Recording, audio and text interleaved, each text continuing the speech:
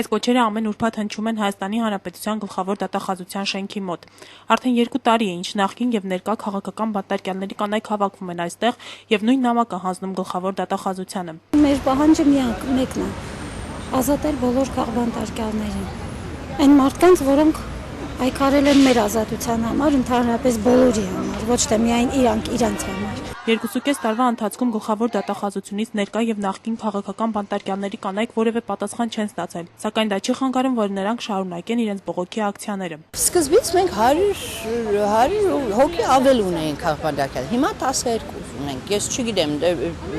պայքարից է թե ինչից է, ու ամենակարևոր մեզ համար է, որ մեր թղեկի համար շատ կարևոր է, որ մենք իրանց համար կանգնում ենք։ Միջև